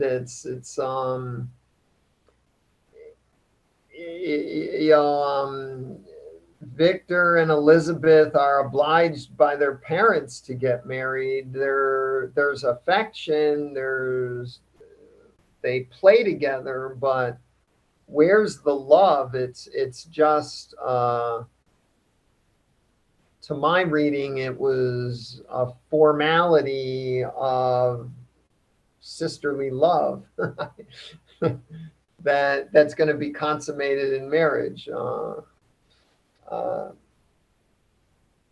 And the love tale between Victor's father and Caroline Buffon, what, That is that love? That's hardly love either, is it? Beaufort. You know, she's on her father's deathbed. He wants to rescue her father, but he's too late. So he takes her back, and after 2 years, they're married. Sizzling romance there, not. um, okay. Anyone? More than I have. Yeah. I'm just saying. Well, that actually seems to be one of the more positive relationships in the book between his parents, I think.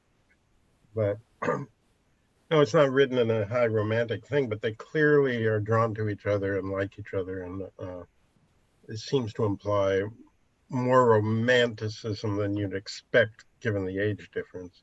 There's little sort of things there. The other thing, he works with the 8-foot figure. I noticed this again today because it wouldn't require the minute piecework that a normal sized body would be. He'd be working in miniature, or it'd be very hard technology. So if it's larger, it'll be easier to work on it. He actually says that, which is sort of a stupid reason. So where's he going to get the parts that are larger to work on?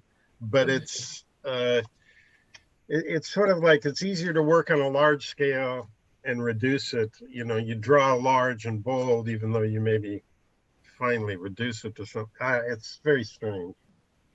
But he actually does explain that working on an 8-foot figure will be easier just to manipulate the tissue than on a normal sized figure, which is just weird.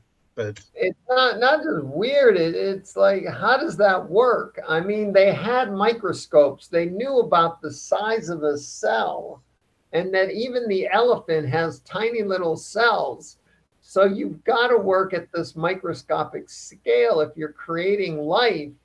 And bigger animals just have more cells.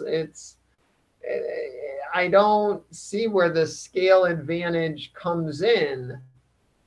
Although there is a scale advantage with building houses. Large houses maybe are more efficient than small houses. Harder to put up, but enclose more volume with less surface area, and therefore control the elements better. Madeline? Yeah, this was a little side detour, but it is something we discussed in the breakout room. These days, one may meet someone who's had an amputation and you wouldn't even know it. You know, their prosthetic leg works well enough, it's underneath their slacks or their skirt, or they're using a prosthetic hand, or they have, you know, there's some way of coping with it that we have with modern technology that they didn't have back then. So back in the time when this book was written, of course, there had been many wars, because there were always many wars going on in Europe, although not in Switzerland. And so amputees would have been a fairly common sight for people, especially out begging on the street. I'm not sure if they had army pensions going then. So I think just the idea of being able to attach a limb and bring it to life would have been huge, just absolutely huge in terms of what it could do for people. And I think that may have been clearly not at the forefront of the author's mind, but, you know, she may have been troubled by seeing people who'd had amputations, and somewhere in the mix of Darwin and Galvin and everything, had been thinking about how to attach limbs and restore life to them.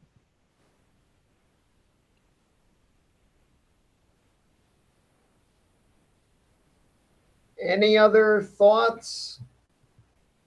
Noticing it's getting a little late. the remaining questions are connections between Faust and Frankenstein and this, what is the role of monstrosity, monsters? Are we all monsters? Frankenstein, the creature, is monsters. We discussed that one in the first event.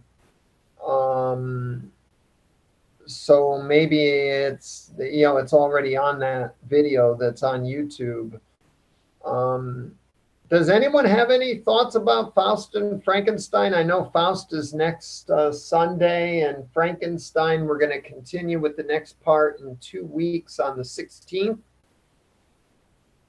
I am not reading Faust, so I can't contribute, but those who are, yeah.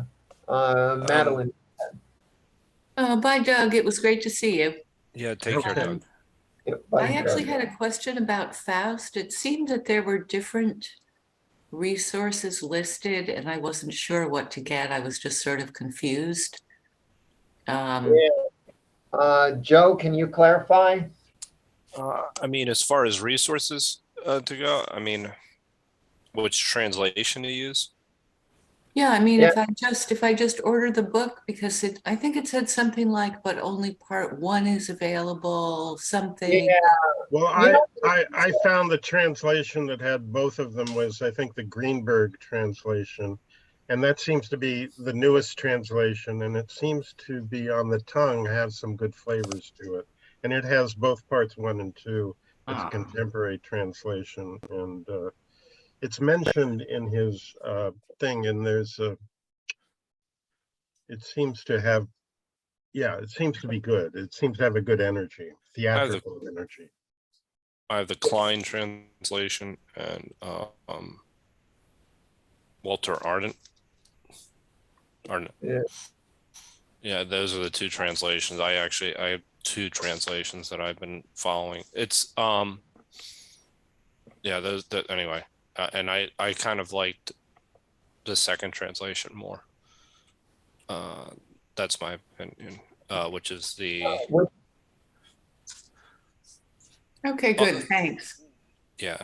Yeah. I mean, there are connections though. There are parallels to this as far as curiosity goes. Mhm. And satisfaction. So I have to keep going. Oh no, I have to keep. I'm still reading it. Actually, I'm planning to read it this evening. To tell you the truth.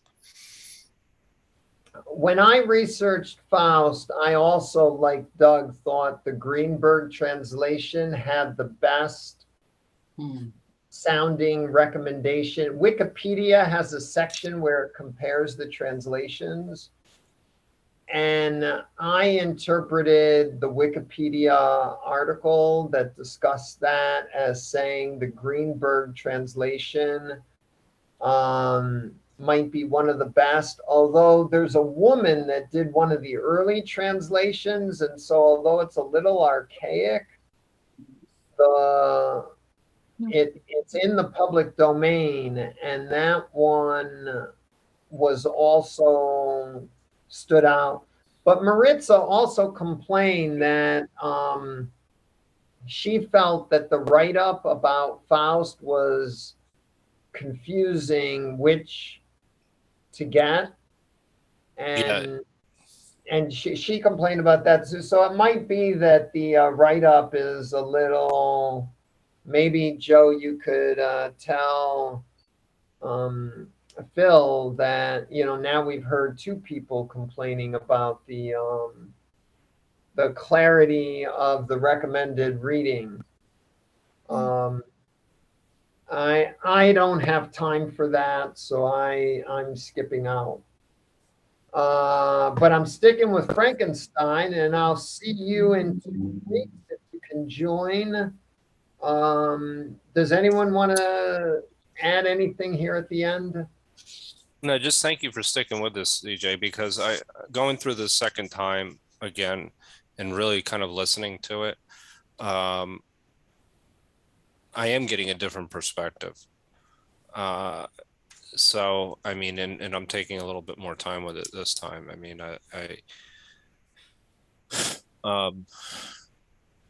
Yeah, I mean, and obviously it's a different version as well. But I'm enjoying going through this. I thought Zach brought some very good questions this evening as well as Jenny. And so I very much appreciate that, getting these different perspectives, because I do like this book. So thank you for doing this. Yeah, I think it's a very important book for our cultural history. It is. I think it's a wonderful insight into the early development of modern science in the early 1800s. So those who are interested in science really should study carefully all that Mary Shelley says about science, because it contains a lot of wonderful discussion and reference to the issues that went into the formation of modern science, before sort of our present day ideology about science got sort of fixed and embedded in the curriculum. And when you read Mary Shelley's account, it quickly becomes clear that a lot of the ideology we have about science is not historically founded. It's later thinkers inventing a history of science that had no historical basis. And trying to get the real history of science is one of my interests. And that's why next Saturday I'll be working on this Patricia Farah book, just a small section, to explore more elements of that. Next Sunday at 5:00 is Faust. On the 16th, we continue with Frankenstein. I am trying to write an essay in support of an event on Wednesday, October 12th, 9 p.m. Eastern Time, which will be on the intellectual virtues of comprehensive thinking. And there are many, many other events on both the Thinking Society and the 52 Living site. So if you Plug for Confucius. Yeah. Great. So unless anyone has any last thought, we should probably get on to the rest of our evening. My last thought is just to say thank you, CJ. This is great. Thank you, Madeline. I second that. Thank you. Thank you, Jenny. Yeah, I had a great time, CJ. Yeah, it was awesome. You know what's running in my head now? As a human, I'm curious, but as a human, I always say curiosity killed the cat. So those two, and I'm aware of both of those things. Anyway, good night, everyone. Yeah, really quickly, I didn't go into, but one person, that I was reading is that they said actually curiosity is dangerous in the sense that if it doesn't have a purpose, and it kind of linked back to what CJ was talking about with this idea of it being a luxury in a way, but if you just let your curiosity kind of go, it could be actually a vice, not necessarily, because it has no distinct purpose at certain points. I could see that. Maybe we need both, We do. for its own sake and the practicality. Anyway, thank you so much for letting me be part of this. Bye-bye. Thank you.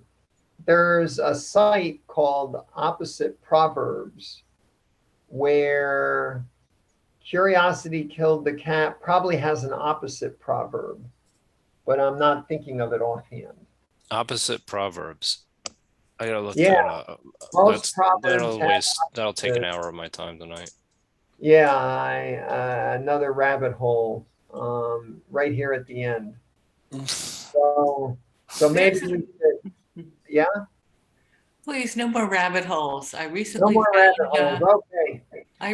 found a website called Language Log, where people post, different linguists and people who see signs, translations, especially from Chinese. It's really great. Wow. What is it called? Oh, as if I need that. It's just called Language Log. I'm reading a book where I'm starting to learn a little bit of Akan, which is one of the tribal languages of Ghana. And that'll probably, Seriously? Wow. yeah, I don't have it up here, but it's actually a great book. I found out about it from Raywin Connell's book on Southern theory. And I'm developing this comprehensivity series where I'm exploring comprehensivity, and so I'm looking at different ways of knowing.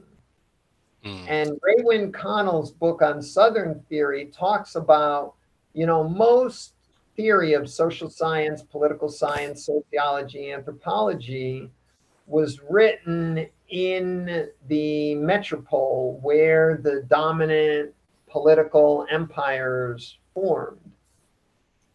And she wonders, what would it be to organize Southern theory, the theory of the periphery? What would people in the periphery think about human nature, sociology, anthropology, political science? Would the theory of the South be different from the theory of the universities under control of global empire states? And one of the books she cites, I read and liked it so much, I said, I gotta get this book and study it, even though it's kind of expensive. And it's this treatise on African philosophy.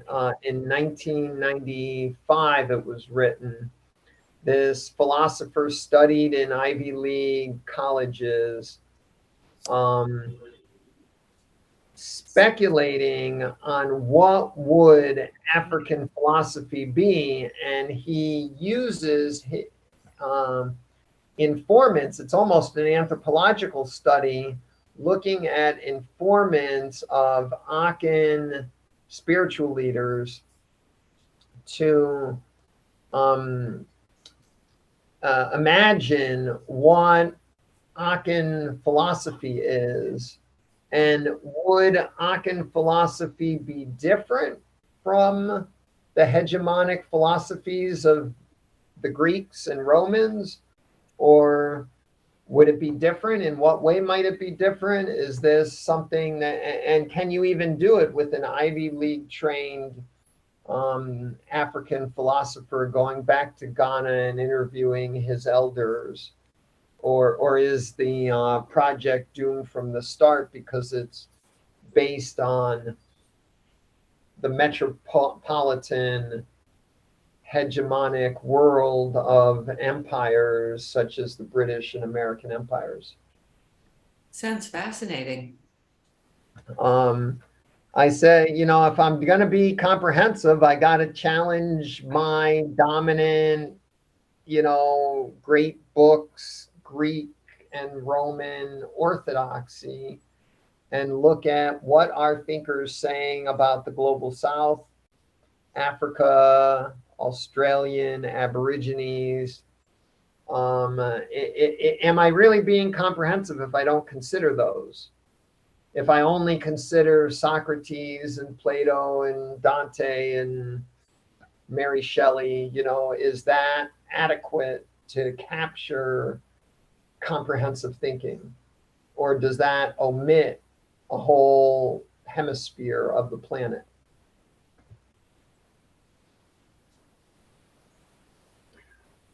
Well, it sounds like you got it covered.